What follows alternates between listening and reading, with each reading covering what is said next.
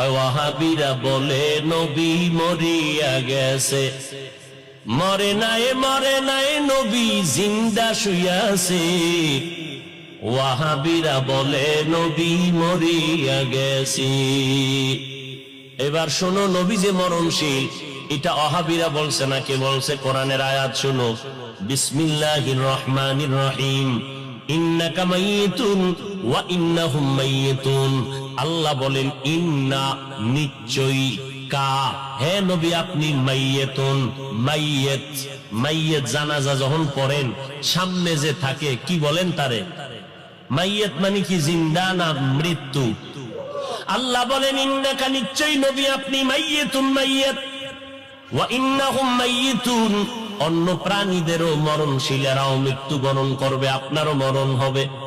বলেন আমার নবীর 12ই রবিউল আউয়াল ইন্তেকালের পরে জানাজা হয়েছিল নি?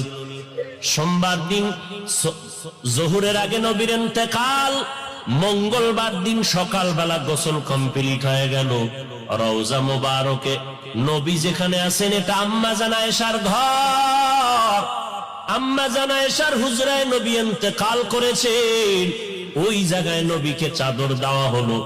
সাহাবায়ে কেরাম লাইন দিয়ে ঢুকেন, কোন ইমাম নাই, আলাদা আলাদা একা একা নামাজ পড়ে যায়। ফেরেশতারা নামাজ পড়ে, এইভাবে নামাজ চললো।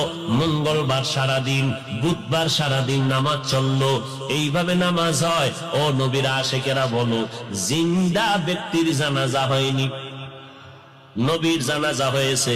আল্লাহ পাক বলেন, ও নবী, আমি অল্প টাইমের জন্য আপনার দেহ মোবারক থেকে রুহুটাকে আলাদা করে ফেললাম। এরপরে কবরে রাখার পর কি হয়েছে জানোনি? আল্লাহর নবী বলেন, কবরে রাখার পর আল্লাহর রুহুটা আমাকে ফিরাইয়া জিন্দা বানায় দিবেন। আলান নবী সাল্লাল্লাহু আলাইহি ওয়া আলিহি ওয়াসাল্লাম, আল আম্বিয়া ওয়াহিয়াউন ফি কুবুরিহিম ইউসাল্লুন। আল্লাহর নবী বলেন, সব নবীরা, আল আম্বিয়া, সমস্ত নবী পয়গম্বরগণ, আহইয়াউন, জিন্দা। কোথায়? বলে ফি কুবুরিহিম, কবরের ভেতরে, কবরের ভেতরে, কবরের ভেতরে, রওজার ভেতরে সব নবীগণ জিন্দা।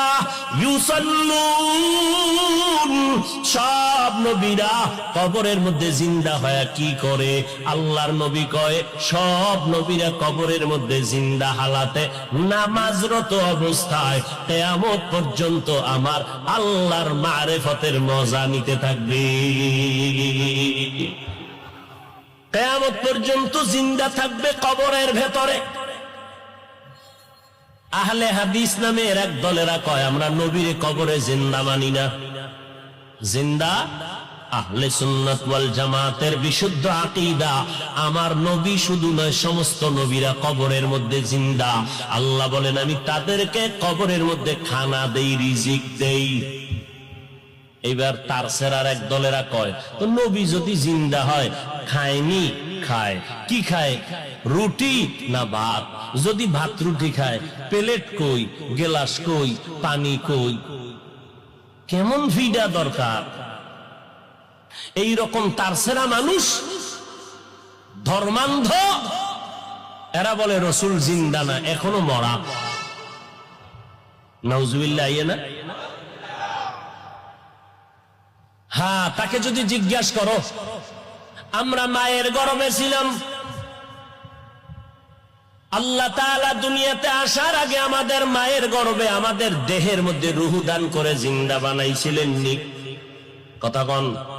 তাহলে আমরা আমার মায়ের গর্ভে জিন্দা ছিলাম নি? ও ভাই, তুমি যে প্রশ্ন করলা, কবরের মধ্যে যদি জিন্দা থাকে কেমনে খায়, কেমনে কি করে, তোমার প্রশ্নের জবাব দিব পরে, আমার জবাব দাও।